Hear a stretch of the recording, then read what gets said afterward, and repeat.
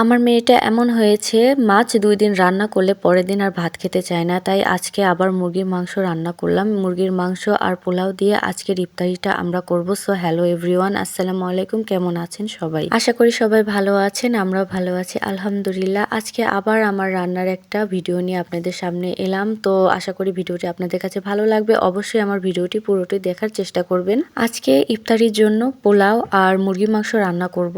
তো এখানে আমি মুরগির মাংসটা রান্না করতে চলে এসেছি। এখন প্রায় 4টার মতো বাজে। তো আজকে রান্না করতে আসতে একটু লেটই হয়ে গেছে। রাইস কুকারে আমি সর্বপ্রথম পোলাওটা চড়িয়ে দিয়েছি। রাইস কুকারে পোলাও রান্না করলে খুবই সুন্দর হয়, একদম ঝরঝরে হয় আর অনেক সুবিধা, যার কারণে আজকে রাইস কুকারে পোলাওটা রান্না করে নিব। আমার মেয়েটা একদমই মাছ খেতে চায় না, ওর মুরগির মাংস অনেক পছন্দ। দেখা যায় সপ্তাহে 4 থেকে 5 দিন মুরগির মাংসই থাকতে হয়। 2 দিন যদি আমি মাছ রান্না করি, পরের দিনে সে আর ভাত খেতে চায় না। এই জন্য কি আর করা, মেয়ে ভাত না খেলে আমার কাছেও ভালো লাগে না, মনের মধ্যে অনেক খারাপ লাগে। যার কারণে আজকে আবার মুরগির মাংস রান্না করতে আসলাম। আর ওর আব্বু বলল, যেহেতু মুরগির মাংস রান্না করছো, আজকে ইফতারিতে পোলাও রান্না করো, এই দিয়ে আমরা ইফতারি করব। আসলে আমাদের মেয়েদের জীবনটা এরকম, স্বামী সন্তান কি খাবে তাই আমরা সবসময় চিন্তা করি এবং তার উপর ভিত্তি করেই কিন্তু আমাদের রান্না টান্না করতে হয়। নিজে কি পছন্দ করি বা নিজে কি খাবো সেই চিন্তাটা আমাদের মাথায় থাকে না। তারপরেও রান্না করার পরে যখন দেখি সবাই অনেক তৃপ্তি সহকারে খেয়েছে, তখন কিন্তু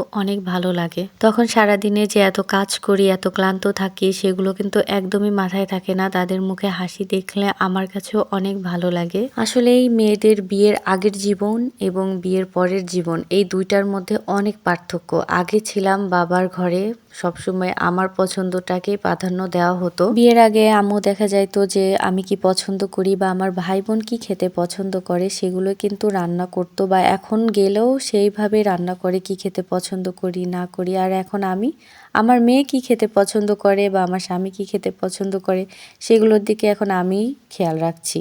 মানে আসলে জীবনটা কেমন পাল্টে যায়, তাই না? মেয়েদের জীবনটা আসলে এমনই। মাঝে মাঝে যখন একা বসে থাকি তখন চিন্তা করি যে বিয়ের আগে কেমন ছিলাম আর বিয়ের পরে এত ধৈর্য কিভাবে আসলো। আসলে এগুলো আল্লাহ তাআলাই হয়তো বা একটা মেয়ের মধ্যে দিয়ে দেয়, যে বিয়ের আগে যেমনই থাক, বিয়ের পরে তার মাঝে অনেক ধৈর্য দিয়ে দেয়। বিয়ের পরে শুধু স্বামী সন্তানকে খুশি রাখতে পারলে কেন জানি এক অন্যরকম আনন্দ কাজ করে।